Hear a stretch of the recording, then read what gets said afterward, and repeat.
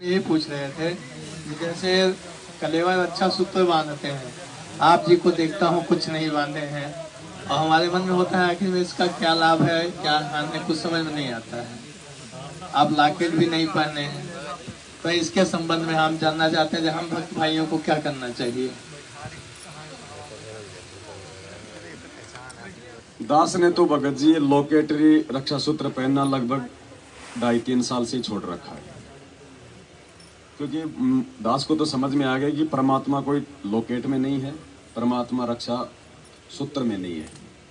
आप मर्यादा तोड़ के चाहे 1 किलो लोकेट अपने गले में बांध लो, देखिए आप बच जाओगे क्या। जो 12 भगत जो मरे थे एक्सीडेंट में महाराष्ट्र वाले, उन सब ने लोकेट पहन रखे थे, सबने रक्षा सूत्र बांध रखे थे। क्यों मर गए भाई? सबसे बड़ा रक्षा सूत्र है मर्यादा। मर्यादा है तो इन चीजों की कोई आवश्यकता नहीं है। और आज तो चलो हम गले में लोकेट पहन रहे हैं, तो 650 साल पहले कौन बनाता था लोकेट? गरीबदास जी के भक्तों ने कब लोकेट पहने थे भाई? धर्मदास जी ने कब लोकेट पहना था? गरीबदास जी ने कब लोकेट पहना था? बनते ही नहीं थे। यानी ये धंधे की कमाई है और क्या? देखो, धंधे की कमाई नहीं कह सकते इसको। कहने का मतलब है, जब बच्चा जब शुरुआती होता है ना, छोटा होता है, क्योंकि जब हम गुरुजी से जुड़ते हैं तो हम बच्चे ही होते हैं, चाहे हम मतलब जिला कलेक्टर हों, जी जी, लेकिन इस भक्ति में अगर हम जुड़ते हैं तो हम जो है बच्चे ही हैं।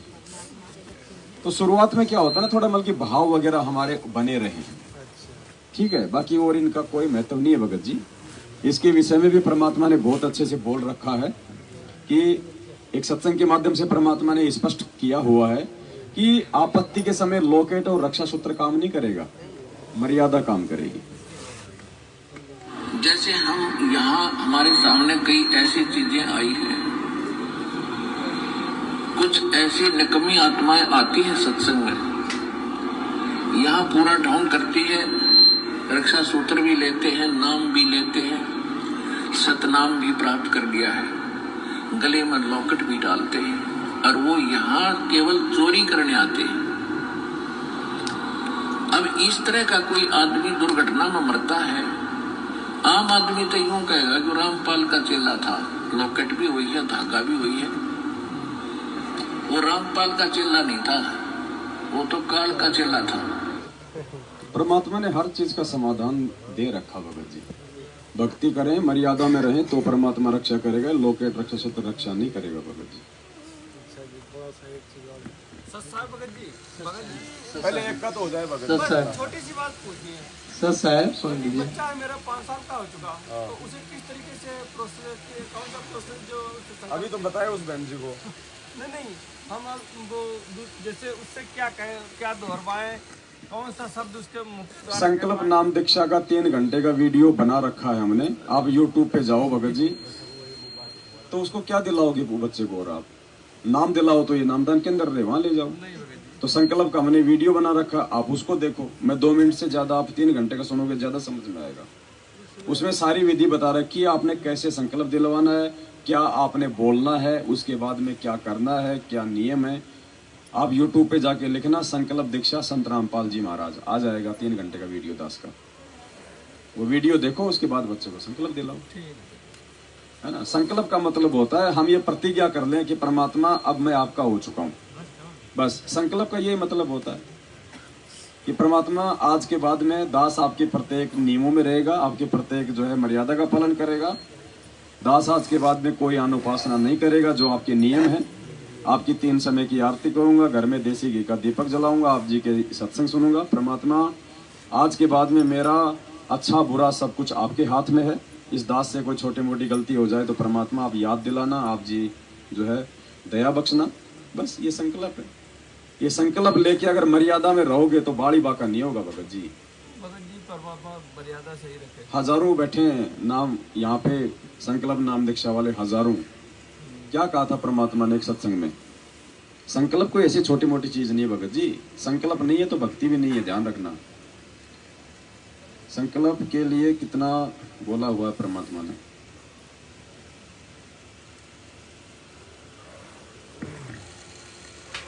गुरुजी ने कह रखा कि उस बच्चे के माता पिता ने नाम भी नहीं ले रखा था। सिर्फ सत्संग सुनते थे, संकल्प भी नहीं ले रखा था। और आप तो संकल्प अगर करवा दोगे फिर उसके बाद तो बात ही क्या। चले अकेला फिर रोएगा तुम कि मेरा कुछ भी नहीं रहा, मेरे साथ कोई चल नहीं रहा, ये क्या बनी।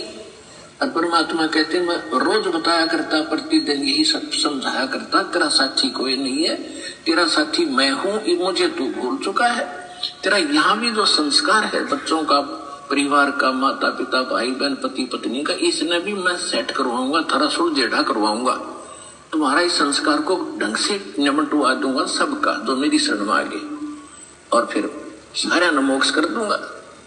अब कहते हैं कह कबीर शरण गह मेरी, वो रक्षा जल थल की। दास ने आपको एक दिन और बताया था, एक माई अपने दोते को लिए खड़ी यहां मिलने के लिए, महीना 1.5 हो गया, और वो लड़का होगा ज्यादा से ज्यादा 1 वर्ष का, 1.5 वर्ष का। वो क्या बता रही थी कि एक बड़ा बाल्टी थी, उस बाल्टी में चढ़ गया, नो मतलब बच्चा चढ़ता चढ़ता भरी थी पानी बाल्टी की, मुंह गिर गया। और हम कहीं बातें कर रहे थे, काम कर रहे थे। 4 घंटे के बाद वो बच्चा से वाला मरा पाया। मेरा दो दामाद और मेरी बेटी सत्संग सुना करते, आपका नाम नहीं ले रहे थे, और उसमें भक्तों के चमत्कार ऐसी ऐसी लीला सुनकर वो गदगद हो रहे थे कि भाई। तो उस दिन उसके पिता ने यह पुकार करी थी, अगर भगवान जब सब कह रहे हैं और धरती पर भगवान है तो आज मेरा बालक जिंदा हो जाए। टक्कर मारी और 4 घंटे पानी में मुंह पर बालक मतलब है निबोड़ का सांस आ जाए। और काफी देर वो बाहर भी रख लिया था। जब वो उसका पिता आया तो उसने ये पुकार करी, 2 सेकंड में बच्चे ने हिचकी ली और ऐसे आंख खुली। बोल सतगुरुदेव की।